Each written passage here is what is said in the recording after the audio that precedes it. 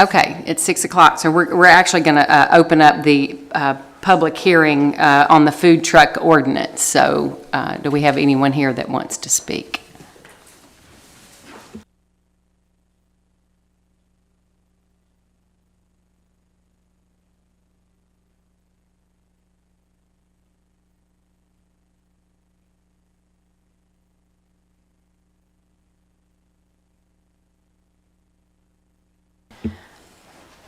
Okay, at this time, if we don't have anyone that wants to make comments about the food truck ordinance, we will call the meeting to order. Perfect timing. Okay, and calling the meeting to order, we are going to open with a prayer, and we have Rick Peak here to open us in prayer. Can everyone stand, please?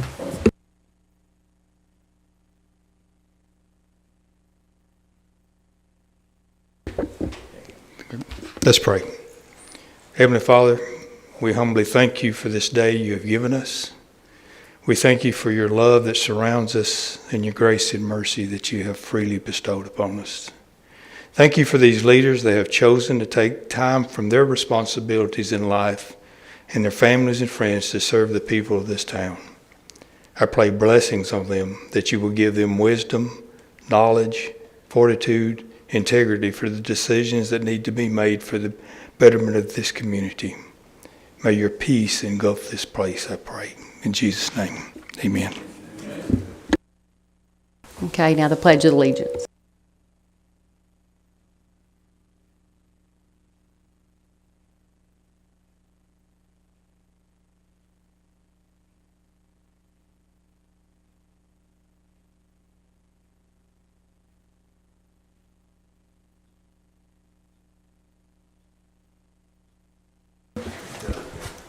Okay, can we do a roll call, please? Vice Mayor Dale. Present. Alderman Elder. I'm here. Alderman Langford. Present. Alderman Linder. Here. Alderman Proctor. Here. Alderman Rubel. Here. All present. Okay, at this time, do I have a motion to approve last month's minutes? Okay, we have a motion I'll second. by Lance Rubel and a second by Bill Linder. All in favor? Aye. All opposed? Like sign, motion passes. Okay, next on the agenda we have public comments. Do we have anyone present for public comments?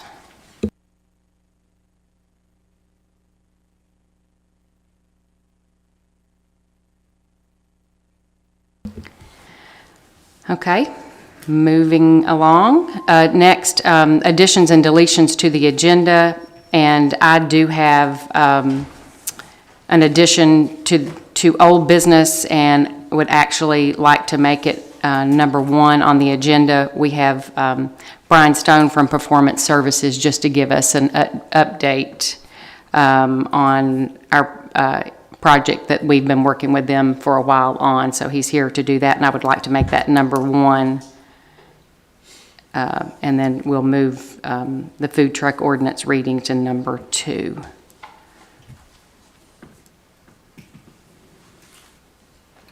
I'd like to add something. Storm warnings.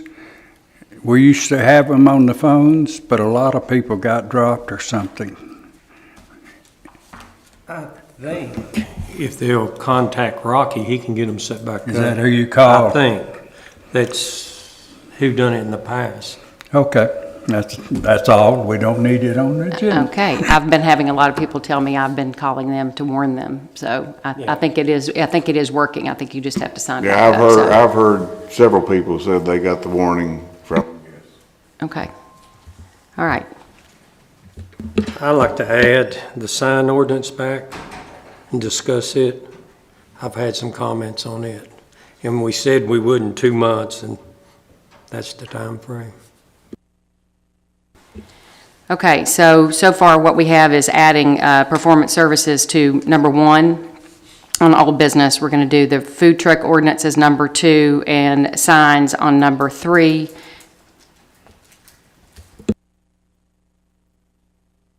Motion to approve agenda. Do we have a second? I'll second. Okay, we have a motion to approve the agenda by Rex Dale and a second by Lance Rubel. All in favor? Aye. All opposed? Motion passes, like sign. Brian, if you'd like to.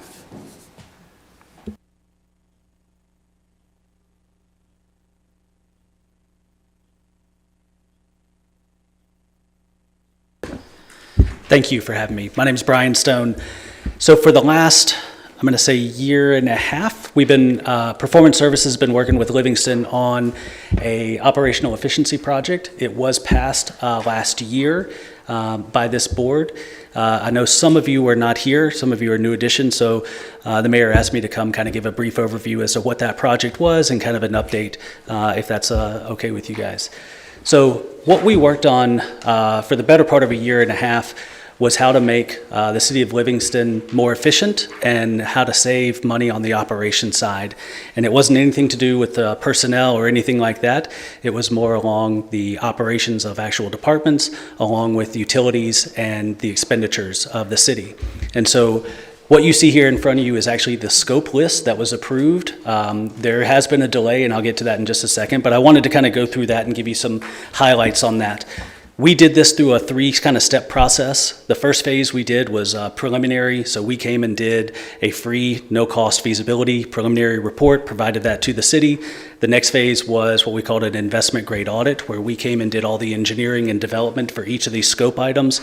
We bid each one of these out to local contractors, and then we act as the prime general contractor. We guarantee this return on investment. So the thing that's different about most projects is we actually have a financial guarantee on your return on investment of this project. So to give you an idea, just a summary of each, LED lighting, so it's new lighting in all the buildings across, and if you actually skip through, there's actually detailed scope. So the next few pages are detailed scope items for what is actually included. The front page is just a summary. But it's in every building, new LED lighting in every building, indoor and out, and that saves a good bit of money on the long-term energy. The building weatherization is new stripping, siding, not siding, but new stripping and seals on doors and windows, the weather, stripping for all the buildings, the maintenance destratification system. And if you have questions, I'm happy to answer specific ones. I just want to make sure I get through so I can get to the other stuff. Is actually a fan system, an exhaust system in the maintenance garage that allows the hot air to stay in and the cool air to get out, because there is no air conditioning in that garage, and so it allows for a little more airflow for the comfort of the staff in that building. Building controls, I believe, is in 4 of the buildings here, but it's new building automation. So it's new thermostats, new building controls to help better regulate temperature, heat, and cold throughout the year. The last 4 are kind of the big items. Water treatment plant variable frequency drives. And so if anybody's familiar with that, it's essentially a piece of equipment that goes on your pumps and motors and regulates how hard it's working. So it judges how much water and how much energy it needs to do, and either ramps that piece of equipment down, or ramps it back up depending on the need of the equipment. That is a real cost savings on the energy side. So it doesn't force you to run your equipment all out at all times. Sewer plant has the same thing. So we're going to install the same variable frequency drives on the pumps and motors at the sewer plant. The one thing that's different is, if you're familiar with the SCADA system, a SCADA system is like a control system for your wastewater treatment plant. You do not have one currently. And so you have one at the water plant, but you do not have one at the wastewater plant. What that does is it allows you to automate some of your processes, so it takes more burden off of your staff at that site, and gives you actually protection in the future in case something were to happen where you do not have personnel at the sewer plant. And so it actually gives you a control system to better regulate your processes or automate those processes that are done right now by hand. Next is remote water pipe leak detection. So we actually do this as 2 parts. We've come out here twice. So our company, we have a special drone that has a thermal imaging camera, and so we can actually fly water lines. So we can fly about 12 miles of water line and sewer line a day, and it goes above the ground and it looks for different temperatures. So it has a thermal camera that looks down on where the pipe is underground. So we take all the plans, we fly over those pipes, and we can identify leaks. So if there's a leak that's even below ground, we can see the difference in temperature by that camera. So we identified 12. Those have been notified and done. We came back out again and did it. What we did was we focused on the 3 main zones in your distribution system that have the most unaccounted water loss. So we looked at it and said, how do we decrease your unaccounted water loss, which helps you increase your revenue, obviously decrease your cost. The other piece of that is it's called acoustic leak detection. And so it's a piece of equipment that if you put down in one manhole and you put it down, call it 200 feet or 200 yards in another, it'll actually send a acoustic signal down and it will tell you if there's a leak in that pipe. So it's a better way. Not only do you get you have zone meters on your distribution system now, this allows you to actually narrow down and find exactly where your leaks are. That part of the system, that part of the scope, we come out and do it once with you guys. So once that equipment comes in, we come out and actually go through that process, find the zones and go through some of those readings. And then we turn that equipment over to you and train your staff. So this is a long-term solution for leak detection that we included in there. So it's only a short thing that we do, but we give you the equipment. The big piece of this is a solar system, photovoltaic system at the raw water intake. Your raw water intake is the single biggest energy user and consumer in the entire town. And so there's that piece of property. Has everybody been out to the raw water intake? All right, there's a piece of property right along the river that sits next to the raw water intake. We were going to put solar panels there, and it actually reduces the energy use of that building by about 40%. That building is so massive from an energy consumption, that's as much as we can offset. So we're not completely taking that raw water intake off the grid. We're just simply saying those solar panels are going to supply about 40% of the power that it uses. The benefit of that is, and under the Inflation Reduction Act, right now it is still in place, you actually get 30% of that cost back. So when you put that system in, there's a process that we go through that you get a check back from the federal government for 30% of the cost. And so we built that in. The other piece that's in here, it is run by the Internal Revenue System, that refund. And so we actually included about $75,000 for a tax consultant and tax attorney to help Phyllis or whoever go through the process of applying for it and getting those funds. So we did as much as we can to take the burden off of city staff and reduce the cost. So all of that is built into the system and built into the cost. What we've done since then, so we've kind of waited. We've had to wait on both auditors and comptroller's office before we can get started. Right now, so we've been, 7 months? We're about 7 months in. We're holding our pricing. So this board, 2 of your predecessors, approved the contract to go do this. Right now, we're holding our pricing. I think it would be hard to find any other contractor willing to hold pricing for 7 months. We are willing to do so as long as we can kind of get started as soon as possible. As soon as the comptroller or auditors tell us that everything is good, we're ready to go. But I'm happy to answer any questions. Mayor, if you have specific things you want me to address, I'm more than happy to go into further detail. And I mainly wanted to bring him here just for an update since it had been a while, and we have a couple of new members just to see if there were any specific questions or that you guys had about this project. I will add one more thing. The Tennessee Municipal Bond Fund was working with us on the financing for this project. So while we're holding our pricing, we built into our cash flows and all this a pretty healthy interest rate for the city.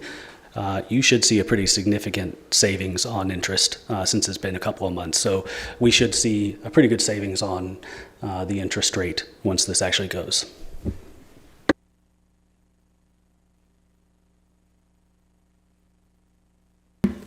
What's the cost of the project? I'm seeing. Sure. So, and I do apologize. There were 2 different. I didn't realize that I put 2. It's the on the cover there, the 4.857, and then you get a little over $1 million. $4.807 million. So you get about a little over $1 million of that back. This project fully pays for itself, so there's no money that comes out of the city budget. We're simply creating savings or reducing your operating costs to pay for this. So there's no strain on the budget whatsoever, and actually in the first year, you have a positive cash flow of $14,000. So you actually make money, you actually keep more money in your budget by doing this project. We make money by spending money.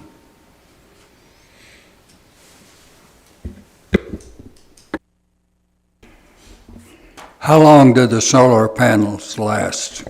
So they're warranted for 25 years. So we're responsible for we're responsible for the warranty for 25 years. We see them, they usually last in between 30 and 32 years, is what we're estimating. Thank you.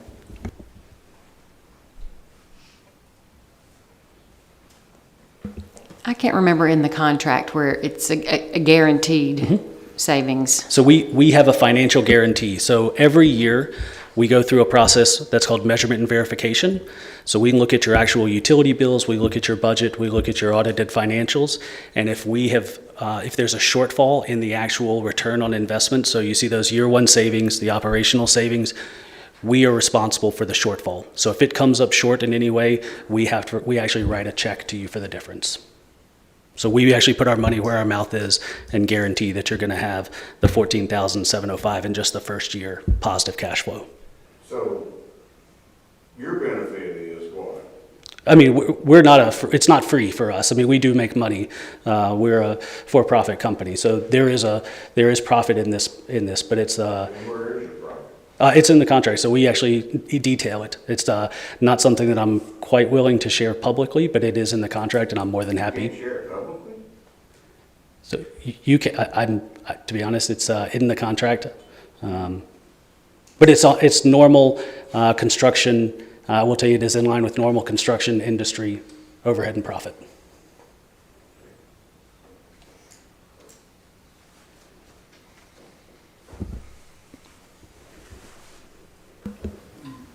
Any other questions?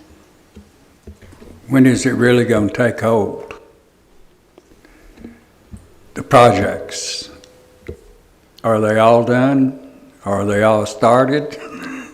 So we're under contract. We have to, the way the process goes is the comptroller, state comptroller actually has to approve the city to take out debt. And so I know there were some things that prevented the comptroller from the audit and budget perspective from last year that prevented the comptroller from approving it. We're simply waiting on the auditors to finalize last year, if I'm speaking properly, Mayor, I hope please stop me if I'm not, but finish last year's audit so that the comptroller can approve the debt.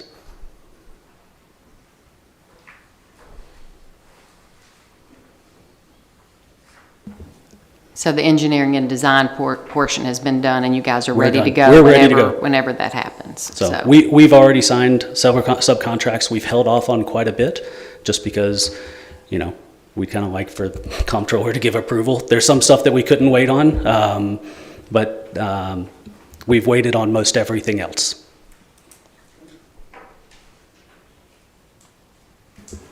If there are no more questions, this does not require a vote. I just felt like it had been a while and that he needed to come and just give us an update on where he was and where we are.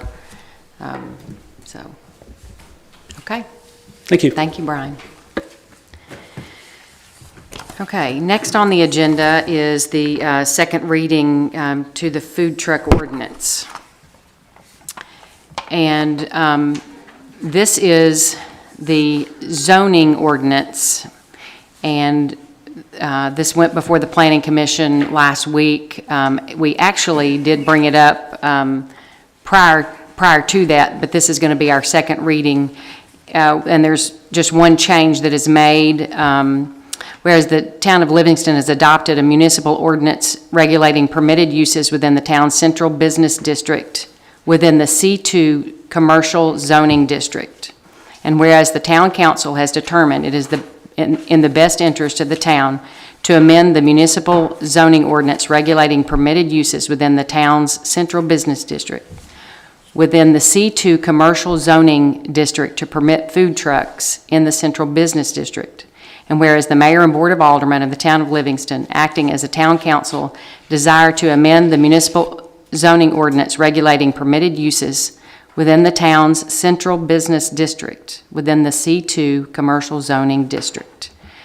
Now, therefore, the mayor and board of aldermen of the town of Livingston hereby ordain that section 11208-2-10 of the Livingston Municipal Zoning Ordinance is hereby amended as follows. Uses permitted, food trucks and mobile food vendors. This ordinance shall be effective upon its final passage, the welfare of the town requiring it. And basically what we did in this was we took out the restriction on the days of the week. So do I have a motion to pass this? I'll make the motion.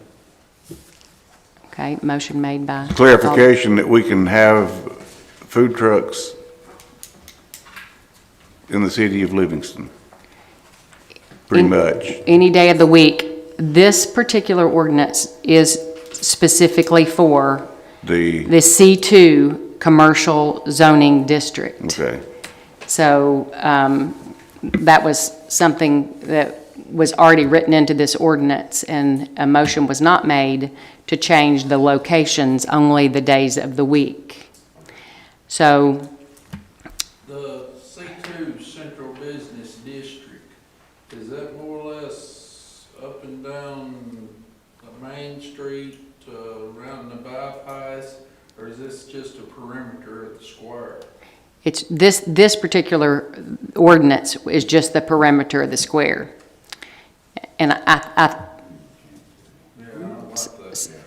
but that was the ordinance that was passed a while back. And so when we changed just the days of the week, I think we did not specify to open it up to other areas. And so, The reason I asked this, I mean, I got some calls on it.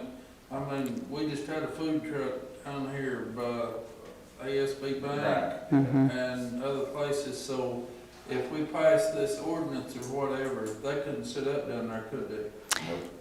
that is correct until we make some changes. Okay. Well, we're gonna make change. Well, currently, we have to pass this one to pass the days of the week and then make the change. So I had a motion by Alderman Linder. Did I have a second? Second. Okay, a second by Alderman Proctor.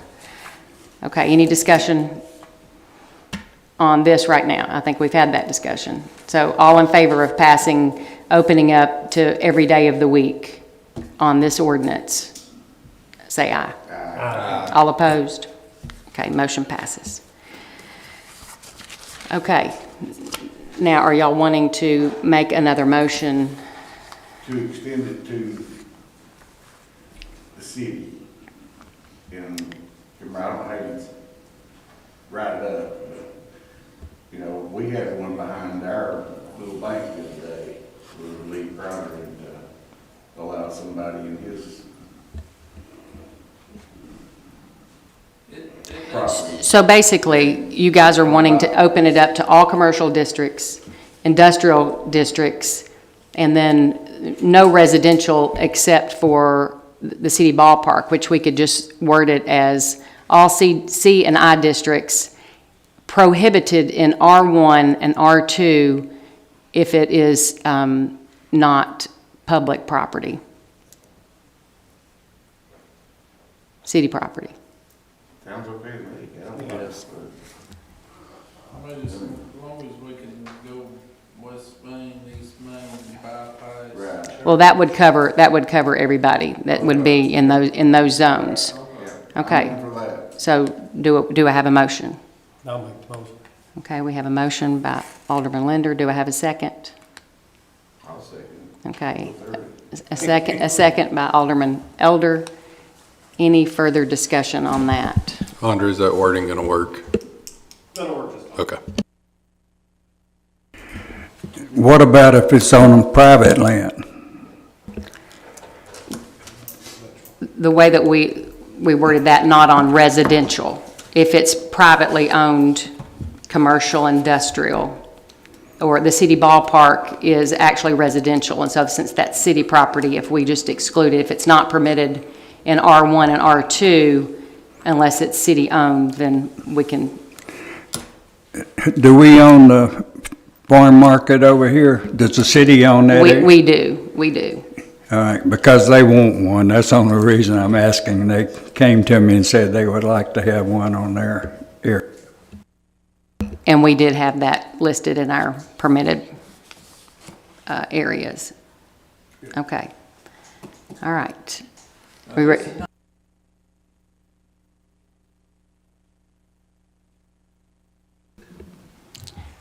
I don't have an answer for that, but I would, If it does, we're gonna have to keep some. but I would think not. There's been some far out stuff that I didn't see anyway.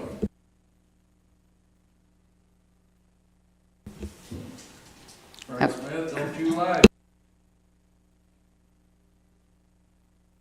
I love lemonade.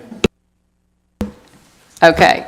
I'm for lemonade stand. I am too. Any other discussion about this? Okay. So, is everybody clear? Do I need to repeat what we're writing? Okay. All in favor? Aye. All opposed? Okay. Like sign, motion passes.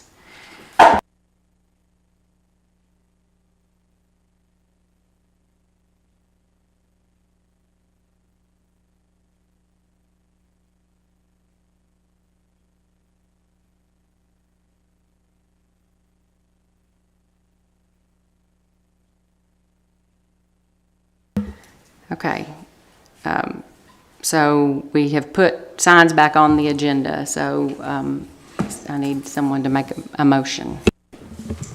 Some discussion, I think is what I did. Discussion. Okay.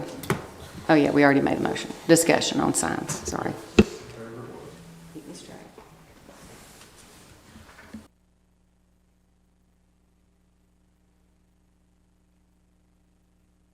Okay. We told the city would bring it back up in a couple of months, and it has been. I've had several people approach me over the last couple of months, and their feelings is to leave the sign ordinance as is because they don't want to clutter up the town, the bypass with billboards. Billboards is okay.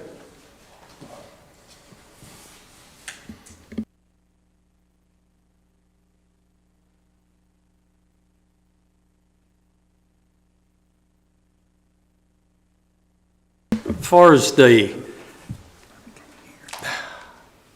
other signs, auction signs and whatnot, Bruce, they've done all right for the last 2 months.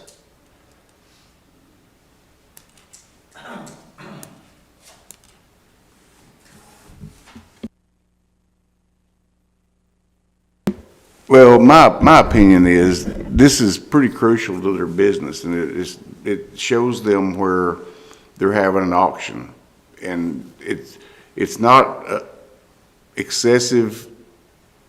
It's not. I don't know. I just don't think it's a bad thing. It shows people where these things are going to be happening, where these events are going to be occurring, and it gets them more money for their product. And I don't know. I just have a hard time thinking that would be a bad thing to have an auction sign up for 30 days and then they come back down. And if somebody had a problem with them, the owners would come pick them up.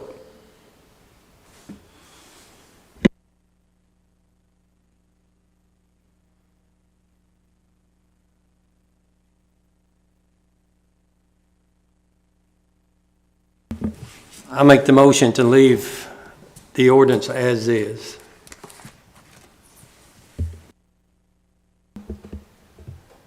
Do I have a second? I second it. Okay. So we have a motion by Alderman Linder for the signed ordinances to remain as is, and a second by Alderman Proctor. Do we have any further discussion?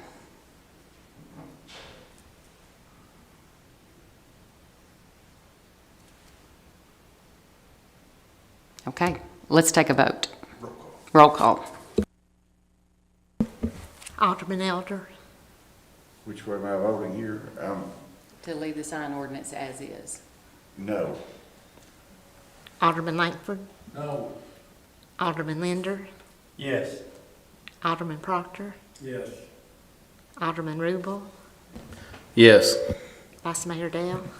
Yes. Motion passed.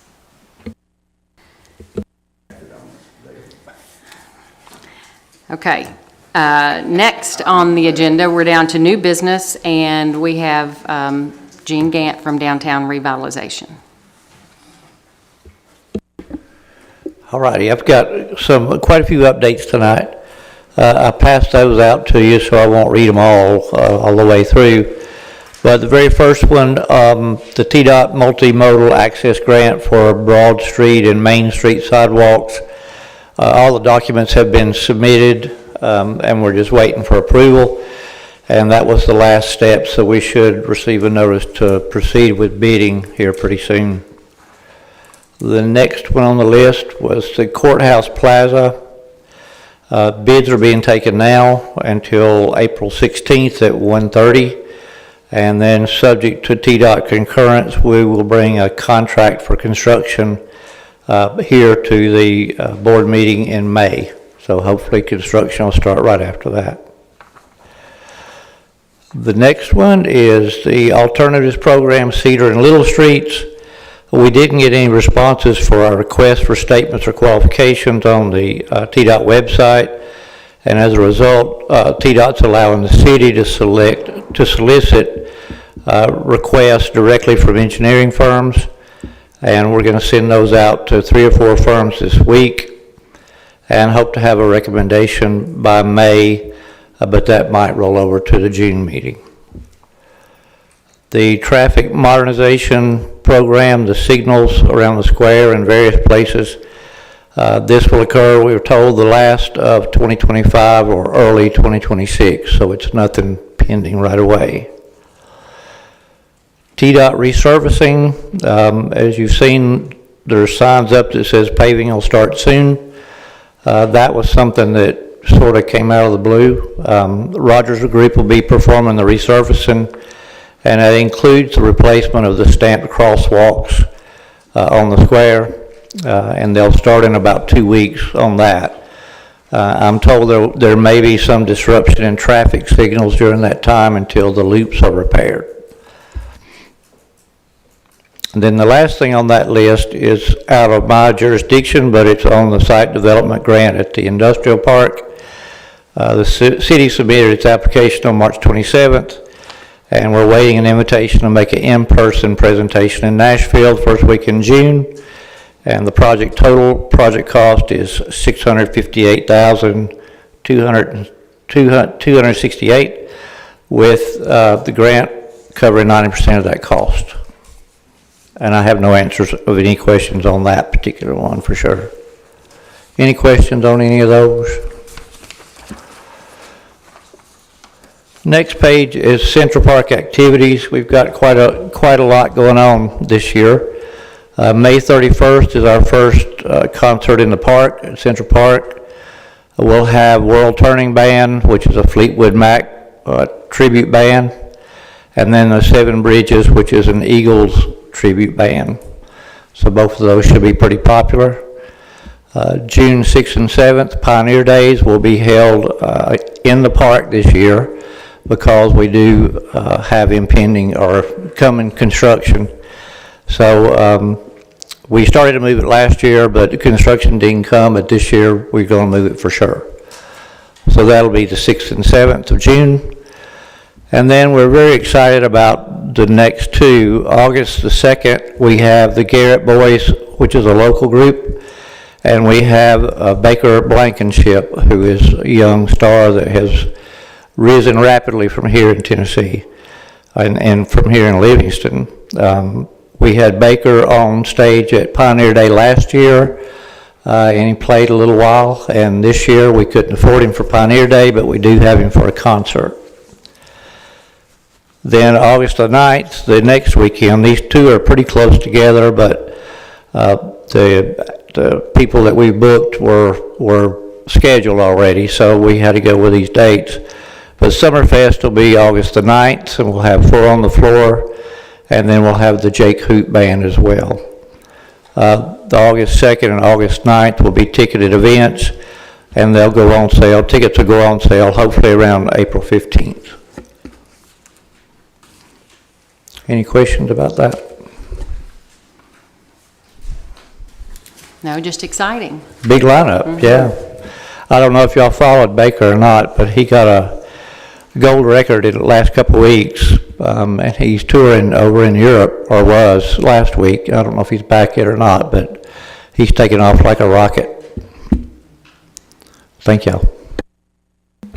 Thanks, Gene.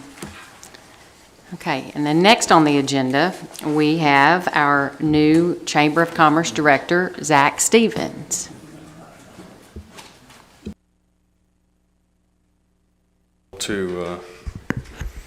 Well, not as tall as I am. I'll say it nicely. Howdy, y'all. I think the majority of you know me. If not, I'm Zach Stevens. I'm the new president and CEO of the Chamber of Commerce. I've reached out to the majority of you, and if I haven't had the chance to talk to you on the phone, I hope I can speak to you after the meeting. I've been asking most of you to stew on a question, and that is, well, I've been posing it this way. I'm sure there's things that we've done great at the Chamber, and I want to hear those because we want to keep on doing that. And I'm sure there's things that we can improve on, and I also want to hear that.